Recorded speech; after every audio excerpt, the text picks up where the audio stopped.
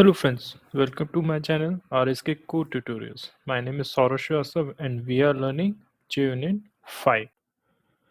So friends, let us now understand about test instance of test classes.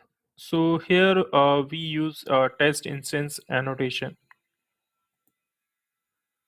By default, JUnit 4 and 5 create new instance of a test class before running each test method. And JUnit 5 it has given us some features through which we can modify the life cycle of a test class using the test instance annotation. Test instance annotations are of two types. First one is life cycle per method. This is a default one. In this whenever we run a test class, its instance is always created a new for each test method. In per class life cycle, it always create a new instance only one time for each class. By default, in JUnit 5, nested test classes do not allow to write before all and after all methods. So we can write them in nested classes only if test life cycle mode is life cycle per class, and they should be non-static. Lifecycle per class also help writing test cases with interface. So these last 2 points I will tell you with some example, so you will understand better in that. Also, let's see how we can write test instance annotation in code.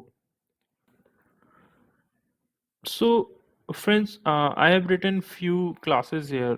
For example, let us understand first those 2 points, the last 2 points, which we understand that whenever we are writing an interface, we can use this interface in JUnit 5 as our test case.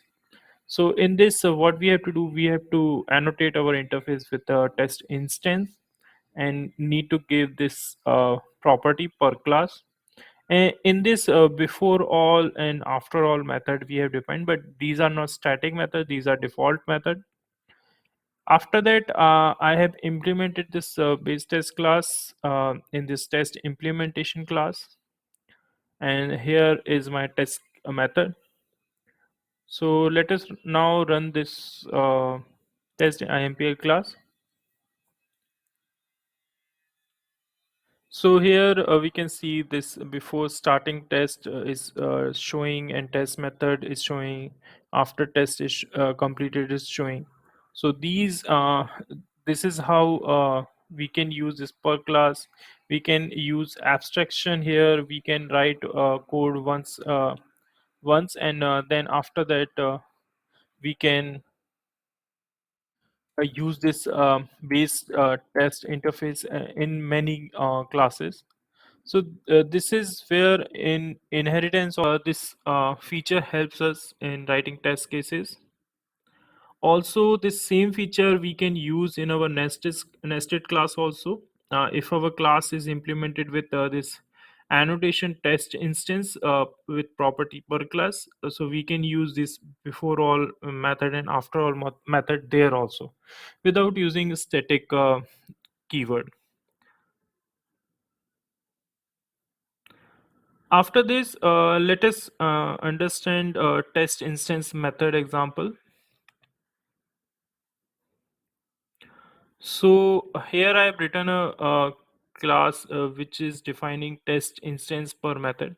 So this is the default behavior of each test class in JUnit 4 as well as in JUnit 5.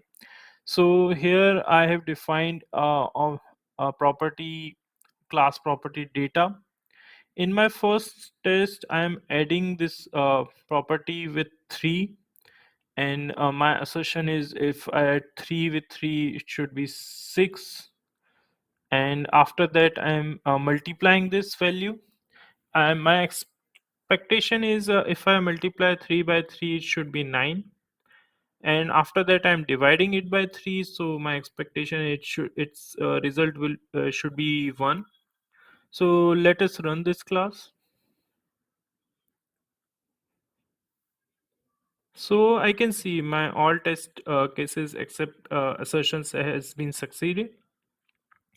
So this is what happens when our default test class run. So this is the feature of per method. This instance of this test instance method, it is creating for each test again and again. Now let us see if I do the same thing and I'll use test instance lifecycle per class feature. What happens? So I have written the same test here, test cases here. Test add. I'm adding 3 with 3 should be 6. I'm multiplying 3 with 3, it should be 9. And I'm multiplying. I'm sorry. I'm dividing 3 with 3. Its expectation is 1. So let us run this class. So what happens here? My test divide succeeded, my test add succeeded, but in test multiply method, it is telling me that there is an assertion failure. It is telling me that if I multiply by 3 by 3 with 3, its value should be 9, but it's saying me 3. So what happens here? So let us debug this code and see what happens here. I have added these three breakpoints at each method. I'm debugging whole class. Let's see. So it is telling me it's first went to test divide method and data's value is 3. So if I divide 3 by 3, it should be 1. So here expected value is 1. So that is correct. So what happens if I go in the second method? Here, my data is changed here. My data is 1 now. It's not 3. It should be 3. I'm not added any static keyword here. So data should be 3, but it is 1. So if I multiply 1 with 3, it will be 3, not 9. So that's why this assertion has failed. And after that, I have multiplied 1 by 3, the data is changed again, it is 3 now. So data is 3 and I'm adding 3 in it, so its value is 6 now. So this is fine here. So what happens here, the instance of this class is initiated only once for this whole class. That's why the value of data was 3 in the starting. It considered as a static field. So it came here, it divided 3, it became 1, data is changed.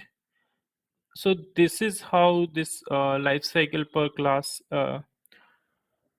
help us in creating a test instance of a class one once per class.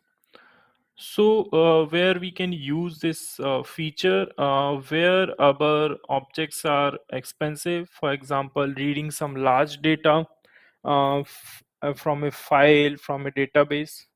In those cases we can use this life cycle per class. So this is all for a test instance example. Let me know if you have any doubt in comment section. Thank you.